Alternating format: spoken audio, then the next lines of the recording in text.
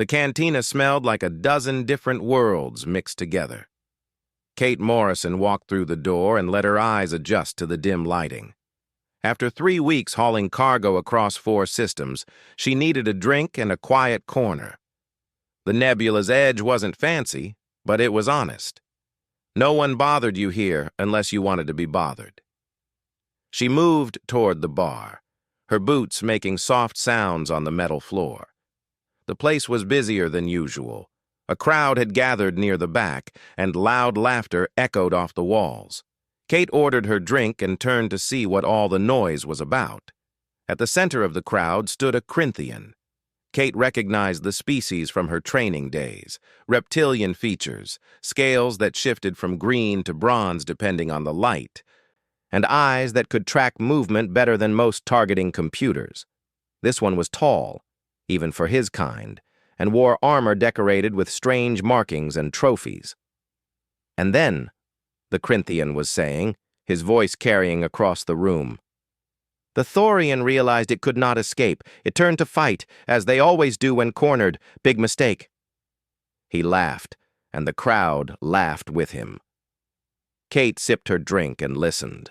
The alien continued his story with grand gestures, describing how he had tracked the Thorian across a frozen wasteland for 6 days. He talked about the creature's strength, how it could tear through steel with its bare hands, how its home world had gravity 3 times that of most civilized planets.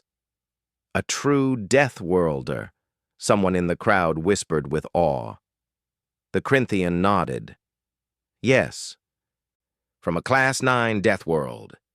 Dangerous, deadly, but not clever enough. He tapped the side of his head with one clawed finger.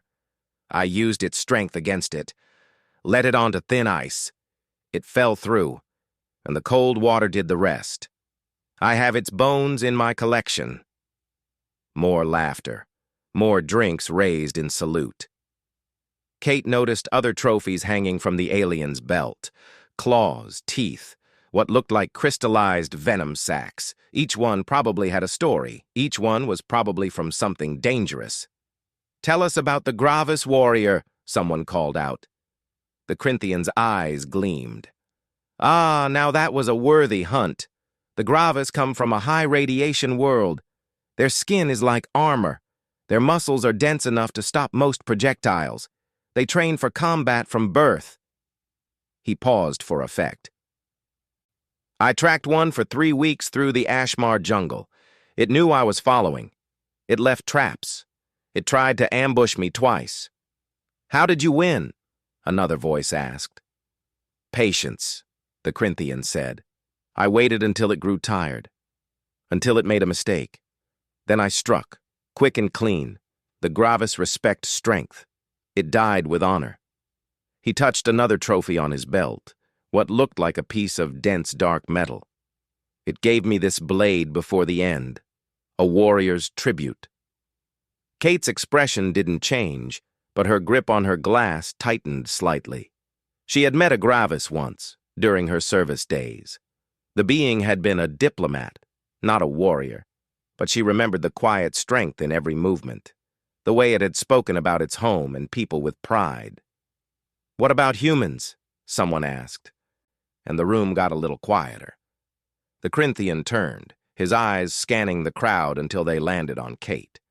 He smiled, showing rows of sharp teeth. Ah, yes, the humans. Earth is classified as a Class 12 death world. Did you know that? He took a step closer to where Kate stood. One of the highest ratings in the known galaxy.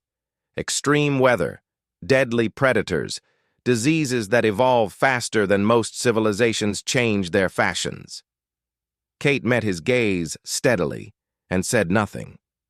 I have not hunted a human yet, the Corinthian continued, still looking at her. But I am curious. They are new to the galactic community, only 20 years since first contact.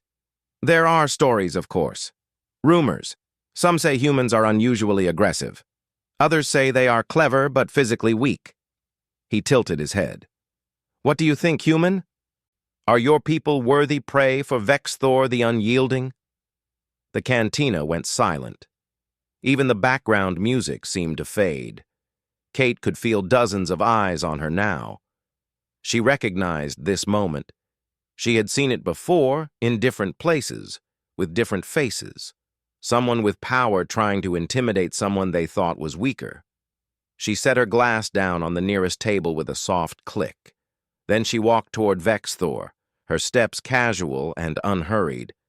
The crowd parted to let her through. When she was close enough to speak without raising her voice, she stopped. "I heard your stories," Kate said. Her tone was neutral, almost friendly. "They're impressive. You've hunted some dangerous creatures." Vexthor's smile widened. He hadn't expected politeness. "Thank you. I have dedicated my life to the hunt." "It is what I am." "I have a question," Kate said. "Ask. All these things you hunted, the Thorian, the Gravis, the others, did any of them walk away?" Vexthor blinked, his head tilted again, confused. "Walk away? I do not understand. They were prey. Prey does not walk away from the hunt." Kate nodded slowly, as if he had just confirmed something she suspected. "Right. They didn't walk away because they couldn't, because you made sure of it." "Of course," Vexthor said, spreading his hands, "that is what hunting is. The hunter catches the prey. This is the natural order." "Sure," Kate agreed. She looked at the trophies on his belt, then back at his face. "But tell me something else. Have you ever faced prey that decided not to run?" The question hung in the air. Vexthor's smile faded slightly. Around them, the crowd shifted, sensing something changing in the conversation but not sure what. "All intelligent prey runs," Vexthor said carefully. "That is survival instinct. Only mindless beasts stand and fight against a superior predator." Kate's expression didn't change, but something in her eyes did, something cold and ancient and tired. "That's interesting," she said quietly, "because where I come from, we have a different survival instinct." Vexthor stared at her, and for the first time since Kate had entered the cantina, he looked uncertain. Kate didn't wait for Vexthor to respond.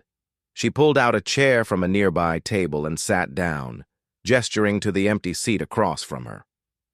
"Mind if we talk? I'm actually curious about your hunts." Vexthor hesitated, then sat. The crowd pressed closer, eager to hear what would happen next. Some of them had never seen a human before, and fewer still had heard one speak so calmly to someone like Vexthor. "Tell me about the Thorian again," Kate said. "The one on the ice world. How did you track it?" Vexthor relaxed slightly. This was familiar territory. "The Thorians leave distinct marks wherever they go. Their body heat melts the ice beneath their feet. I followed the trail of refrozen water. It took 6 days because the creature kept changing direction, trying to lose me." "Smart," Kate said. "What happened when you found it?" "It was resting in a cave, exhausted from running. When it saw me, it charged. They always charge at the end." Vexthor's eyes grew distant, remembering.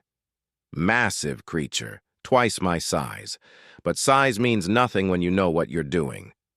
I led it onto the frozen lake. The ice cracked under its weight. It fell through into water cold enough to stop a heart in minutes. "And you watched it die," Kate said. "Yes. It was necessary. The hunt demands a conclusion." Kate nodded and took a drink. "What about the Gravis? You said it left traps for you." Vexthor leaned forward, warming to the subject again. "The Gravis are exceptional warriors. This one had survived 3 wars on its home world. It knew tactics, strategy. It created false trails. It set snares that would have killed most hunters." He touched the dark metal blade at his belt with something like respect. "For 3 weeks we played this game. I would find its camp, and it would be gone. It would set an ambush, and I would avoid it." "So what changed?" Kate asked. "Exhaustion," Vexthor said simply. "Even the Gravis need to sleep. Even their dense muscles need rest. I waited until I found it during a deep sleep cycle. I could have killed it then, but that would have been dishonorable. I woke it.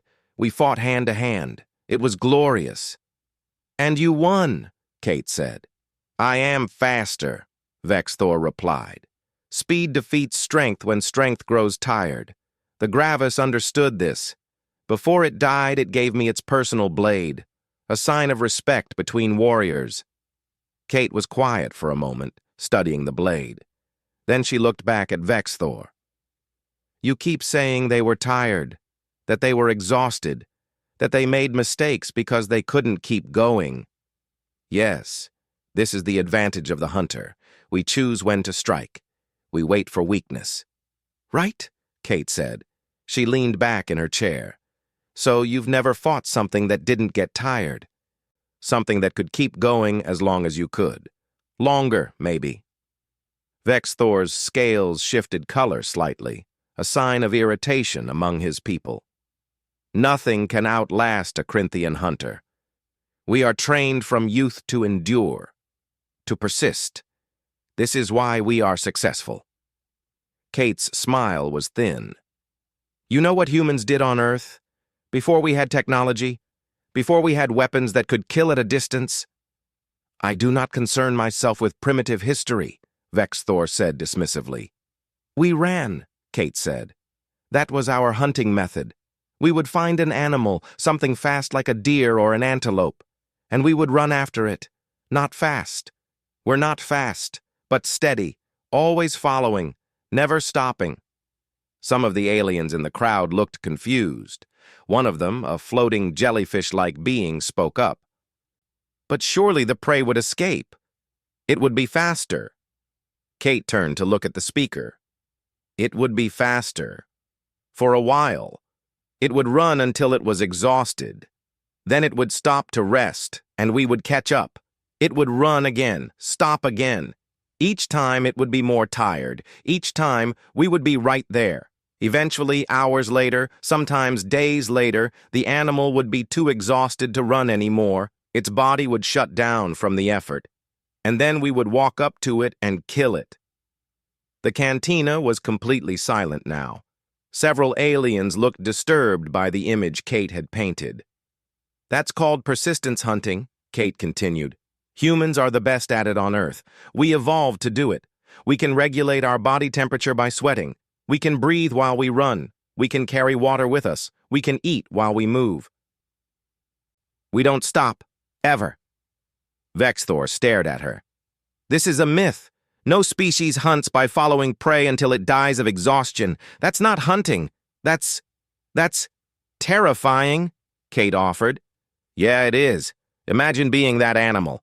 You run as fast as you can, you escape, you rest, you look back and see the human still coming, still walking toward you.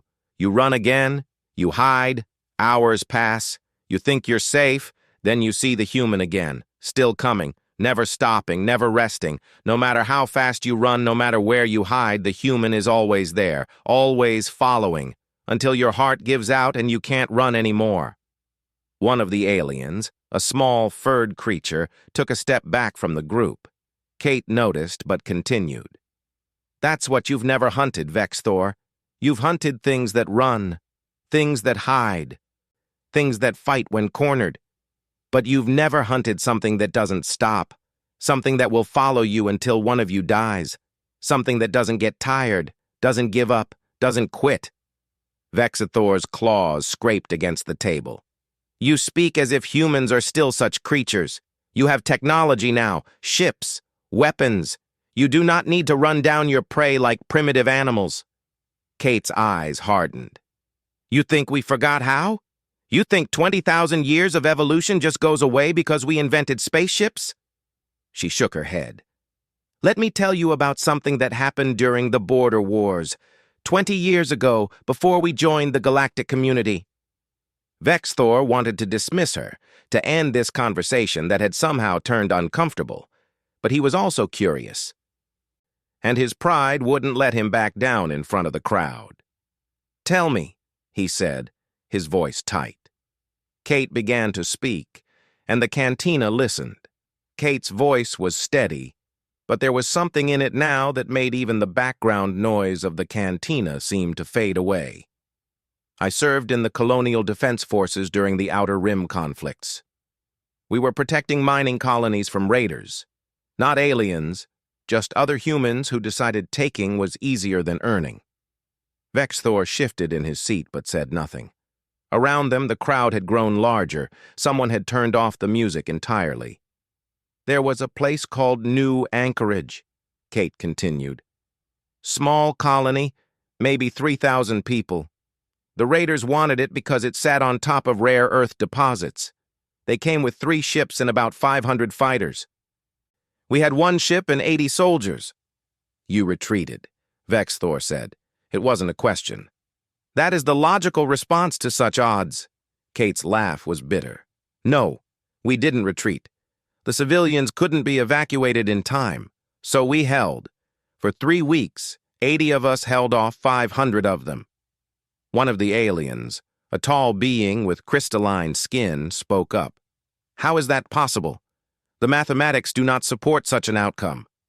The mathematics don't account for humans who decide they're not leaving, Kate said. She took a drink and her hand was steady despite the memories in her eyes. I watched Ben Carter take a piece of shrapnel through his leg. It shattered his femur. He couldn't walk. We needed to fall back to a new position, but we couldn't carry him and maintain defensive fire. You know what he did? No one answered. Kate didn't need them to. He crawled. For 2 miles he crawled on his belly with a broken leg, dragging his weapon behind him. It took him 6 hours. When he got to the rally point, he set up his gun and kept firing. Didn't ask for medical help until the fighting stopped. 15 hours after his leg got shattered, he was still in the fight. Vexthor's scales had gone pale. That's not possible. The pain alone would cause shock. The body would shut down. Should have, Kate agreed. By every medical standard, he should have passed out. But he didn't, because his squad needed him. Because giving up meant his friends would die. So his body decided that pain wasn't important right then. That's the thing about humans. We can decide what matters more than our own survival. She paused, remembering. The cantina was so quiet that the hum of the station's life support systems could be heard. Then there was Amy Rodriguez. She was a pilot, flying support missions. On day 18, her ship took heavy damage. Engines failing, life support compromised, hull breached in 3 places. She got the warning that her ship was about to explode. You know what she didn't do? She didn't eject. She didn't save herself. Kate's voice grew softer, but somehow more intense. She pointed her dying ship at the enemy command vessel and hit the throttle, rode that broken machine straight into their bridge, killed herself, and took out their entire command structure in one move. The raiders lost coordination after that, started making mistakes. We pushed them back. Vexthor was staring at Kate now, with something that might have been fear or might have been fascination. She chose to die, deliberately. She chose to save her people, Kate corrected. That's different. That's the calculation humans make. Not, how do I survive, but how do I make sure we survive? That we is more important than I. A small voice from the crowd asked, Did you win? At New Anchorage? Kate nodded. We held for 3 weeks. Reinforcements finally arrived on day 22. By then, we had 41 soldiers left out of 80, but all 3,000 civilians were alive. The raiders broke off the attack and ran. They had more ships, more people, more weapons. But they weren't willing to die for it. We were. Vexthor found his voice again. This is war, not hunting. Different rules. Different circumstances. Is it? Kate asked. She leaned forward. You hunt things that want to live, right? Things that run because they fear death. What happens when you hunt something that doesn't fear death? Something that will keep coming even if it's hurt, even if it's dying, because stopping isn't an option. She let the question hang in the air for a moment. Then she continued. During that same war, there was a medic named Chris Bailey. He wasn't a soldier, just a civilian doctor who volunteered to help. During one battle, a grenade landed near a group of wounded soldiers. Chris threw himself on top of it. The crystalline alien made a sound of distress. He died. Yeah, Kate said quietly. He died. But the 6 wounded soldiers he was covering lived. That's what humans do, Vexthor. We throw ourselves on grenades. We crawl for miles with broken bones. We fly burning ships into enemy vessels. Not because we're stupid or suicidal, because we've decided that some things matter more than our own lives.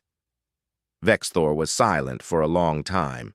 When he finally spoke, his voice had lost its confident edge. You are describing extreme circumstances, war, life or death situations. This is not normal behavior. Kate smiled, but there was no humor in it. You're right. It's not normal. Most humans live quiet lives. They work, they love, they raise families. They never see combat. They never have to make those choices. She paused. But here's what you need to understand. Every human has that inside them. Every single one. We're all descendants of people who survived when everything wanted to kill them, who kept going when stopping meant death. That doesn't go away just because we're not using it every day. She stood up and several aliens flinched back instinctively. Kate ignored their reaction. You asked if humans are worthy prey for Vexthor the Unyielding. Here's your answer. You hunt things that run because they're afraid. You hunt things that fight because they're cornered. You've never hunted something that will walk toward you, injured and bleeding, just to make sure you don't hurt anyone else. You've never hunted something that sees you as the threat that needs to be removed and won't stop until you are. Vexthor stood as well, his pride stung by her words. You speak as if I should fear humans, as if your species is somehow superior to every other Deathworlder I have faced. I'm not saying you should fear us, Kate replied calmly. I'm saying you should understand us. There's a difference between being dangerous and being deadly. Dangerous means you might hurt someone. Deadly means you've decided to, and nothing will stop you until it's done. The tension in the cantina was thick enough to cut. Vexthor's claws extended slightly, an unconscious gesture of aggression among his people. The crowd had backed away, giving them space. Perhaps, Vexthor said slowly, we should test this theory. I propose a demonstration. Kate raised an eyebrow.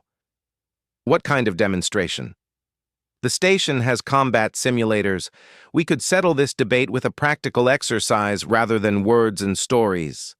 Kate shook her head. I'm not interested in fighting you, Vexthor. This isn't about proving who's tougher. Afraid? The word was soft, but carried through the silent room. Kate's expression didn't change, but something flickered in her eyes. Across the cantina, a man in security uniform started pushing through the crowd. Kate, don't! He called out. He's baiting you.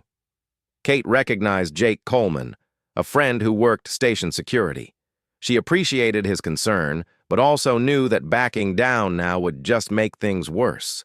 Not for her, but for every other human who passed through this station after her. All right, she said finally. A demonstration. But we do it my way. The combat simulator room was larger than Kate expected. White walls curved up into a domed ceiling that could project any environment. Equipment lockers lined one side, and a control panel dominated the entrance. The crowd from the cantina had followed them, filling the observation deck that looked down into the simulation space. Vexthor examined the room with an expert eye. Standard combat arena. What parameters do you suggest? Kate moved to the control panel and began entering commands. No combat. Not directly, anyway. Vexthor's confusion was evident. Then what is the point of this demonstration? You're a hunter, right? So we're going to test hunting skills, but not the way you're used to. Kate finished entering the parameters and turned to face him. The scenario is simple. We're both stranded on a hostile moon. Limited supplies, dangerous environment. The goal is survival for 30 days. That's not a contest, Vexthor said. That's just basic survival training. Kate smiled. Here's the catch. There are only enough supplies for one person to survive comfortably. We both need to make it to day 30. I have to keep myself alive and keep you alive. You just have to survive. Vex Thor's head tilted. You're giving yourself a handicap? I'm showing you the difference between hunting and surviving, Kate replied. She gestured to the equipment lockers. Standard loadout for both of us. Environment suit, basic tools, 1 day's worth of food and water. After that, we're on our own. Jake pushed through the crowd on the observation deck and leaned over the railing. Kate, this is crazy. Those survival sims are designed to be difficult. People fail them all the time. Then I better not fail, Kate said calmly. She looked at Vex Thor. You agreed to a demonstration. This is what I'm offering. You can back out if you want. Vex Thor's scales flushed dark with anger. I do not back out. I accept your terms. 20 minutes later, they stood in what looked like a real alien landscape. Rocky terrain stretched in all directions under a dim red sun. The air was thin but breathable, and the temperature was cold enough that their breath misted in front of their faces. In the distance, strange sounds echoed across the rocks. Native life, probably predatory. The simulation began. Vex Thor immediately moved toward a cluster of rocks that would provide shelter. His training was obvious. He knew to conserve energy, find defensible positions, assess the environment before making major decisions. Within an hour, he had established a basic camp in a shallow cave and was rationing his supplies carefully. Kate took a different approach. She moved constantly, climbing rocks to get a better view, marking reference points, testing the soil and vegetation. When she found water, she didn't just drink from it. She followed the stream to see where it led. She examined the local plants, testing which ones were safe to eat. When night fell on the first day, she had covered 3 times the distance Vex Thor had and had a mental map of their surroundings. On day 2, the simulation introduced the first challenge. A pack of local predators, 6-legged creatures with too many teeth, appeared near Vex Thor's cave. He handled it well, using the terrain to funnel them into a narrow passage where his superior reach gave him an advantage. He killed 2, and the rest fled. He had meat now, and new materials from the bodies. Kate encountered the same predators that afternoon. But instead of fighting defensively, she hunted them. She tracked the pack to their den, set traps using materials she had gathered, and killed 4 of them with minimal risk to herself. She butchered the bodies efficiently, taking meat, hide, bones, anything useful. By nightfall of day 2, she had more resources than when she started. By day 5, the difference was becoming clear. Vex Thor was surviving. He had food, water, shelter. He was managing his resources carefully. But he was static, staying in one area, defending what he had. Kate was thriving. She had multiple camps set up at strategic locations. She had preserved food. She had created better tools from the materials she had gathered. She knew the territory and its dangers intimately. On day 8, a major storm hit. The simulation's environment became deadly. Wind strong enough to tear equipment away, temperature dropping to dangerous levels, rain that was slightly acidic and burned exposed skin. Vex Thor retreated deep into his cave and waited it out. It was the smart move, the survivor's move. Kate didn't hide. She had seen the storm coming from her observation points and prepared. She secured her camps, gathered additional supplies that would be exposed by the storm's erosion, and actually expanded her resource base while the weather raged. When the storm passed after 18 hours, she emerged stronger than before. On day 10, Kate appeared at Vex Thor's cave. He grabbed his weapon instinctively but relaxed when he saw she was just standing at the entrance, waiting. "You need protein," she said, tossing him a package of preserved meat. "You've been rationing too hard." "Your efficiency is dropping." Vex Thor stared at the package, then at her. "Why would you help me? This is a competition.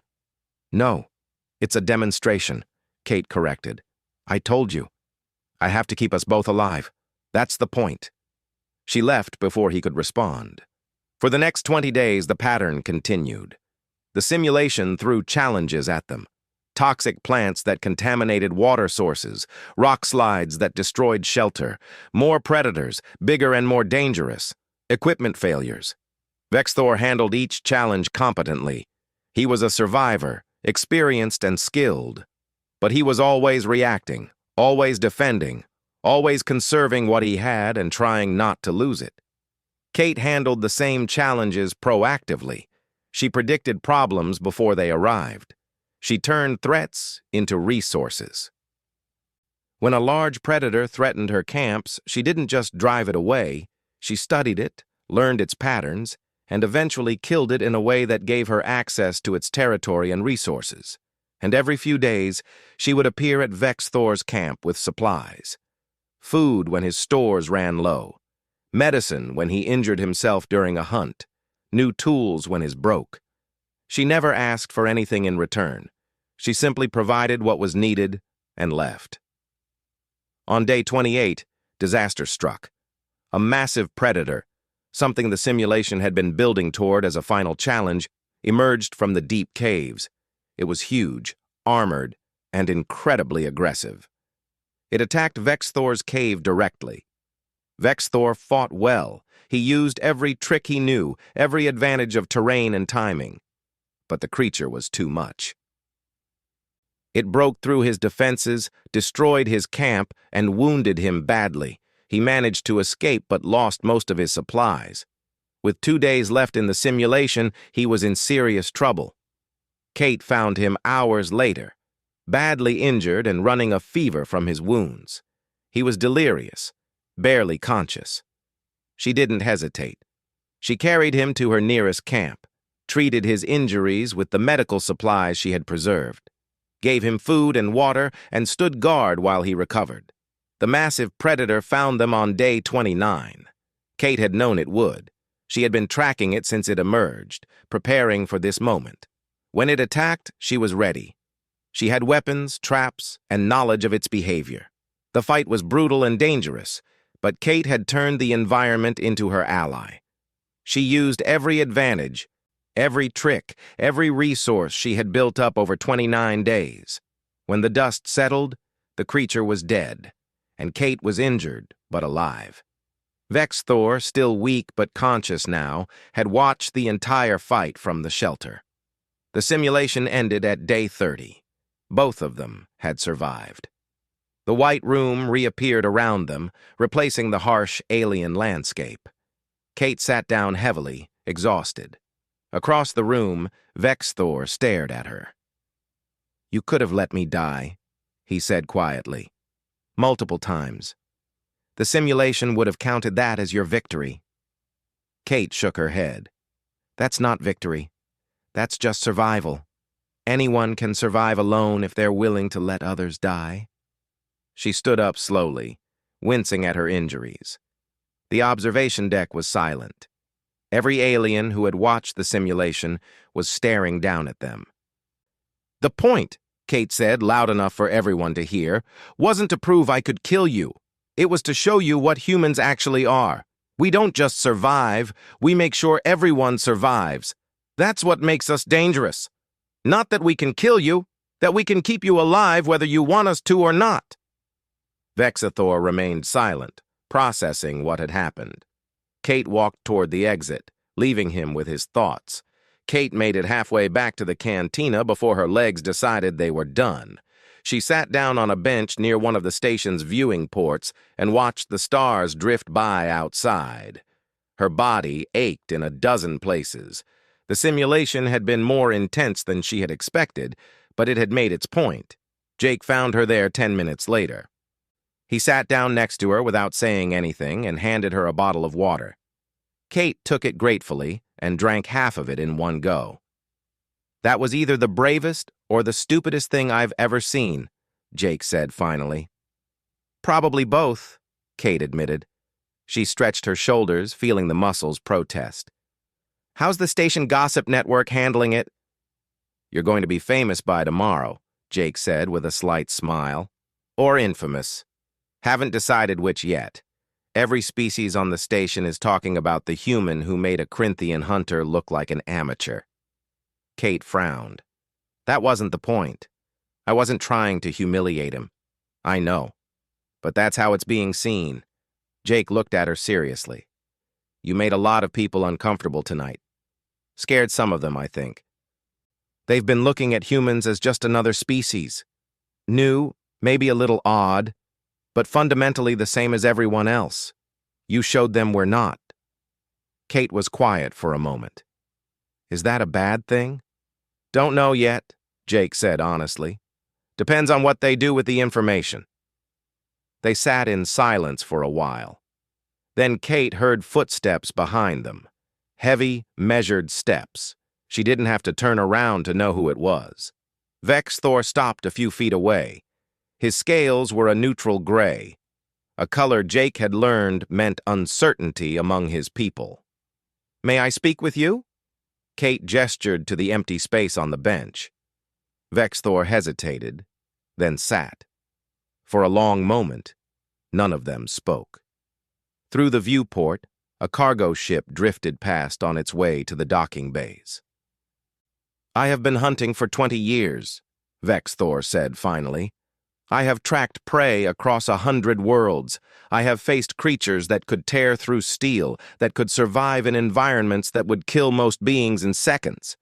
I thought I understood what it meant to be dangerous. Kate waited. She could tell he was working through something important and didn't want to interrupt. But I was wrong, Vexthor continued. I understood violence. I understood strength and speed and cunning. What I didn't understand was purpose. He looked at Kate. You could have won that simulation in a dozen different ways. You could have taken my supplies on day one while I slept. You could have led predators to my camp. You could have simply let me fail. But I didn't, Kate said.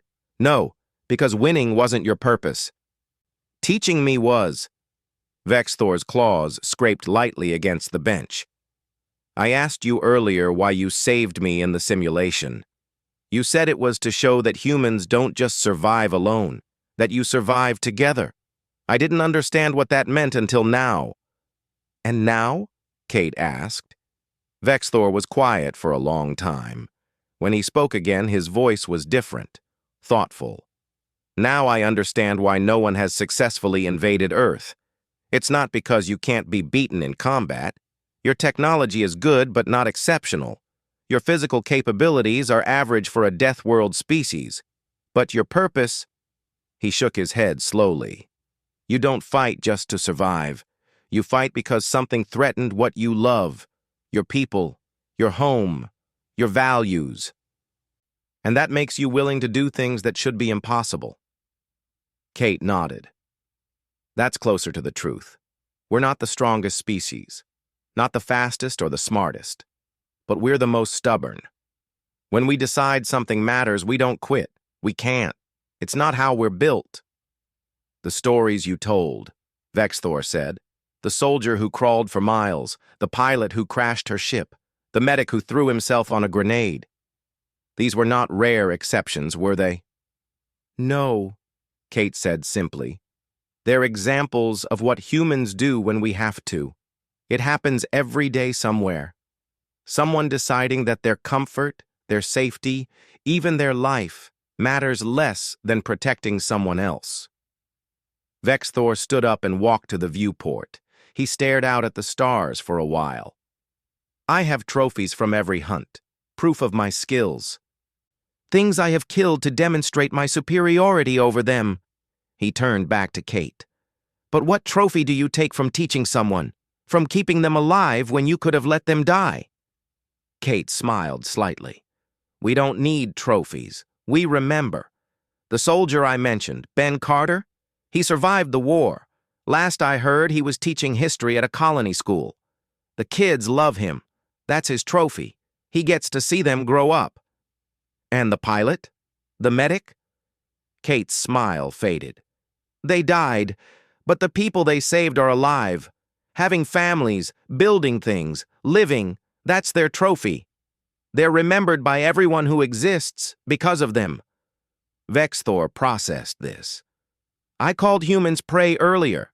I suggested that your species would be worthy quarry for a hunt. You did, Kate agreed. I was wrong. Profoundly wrong. Vexthor returned to the bench, but remained standing. Humans are not prey. Prey runs because it fears death. Prey fights when cornered because it has no choice. You don't run because you've decided that something matters more than your survival. You don't fight when cornered. You fight when someone threatens what you've decided to protect. He looked at Kate directly. That makes you what predators become when they encounter something they cannot hunt. You are what makes predators afraid. Jake, who had been quiet this whole time, spoke up. That's a pretty dramatic conclusion to come to from one simulation. It's not just the simulation, Vexthor said. It's everything. The stories, the demonstration, the way she fought. But more than that, it's the way she chose not to fight. She had every advantage. She could have dominated me completely. Instead, she spent 30 days teaching me how wrong I was to think of humans as potential prey. He touched the trophies on his belt, particularly the Gravis blade. I thought I understood Deathworlders. I thought surviving a harsh planet made a species dangerous.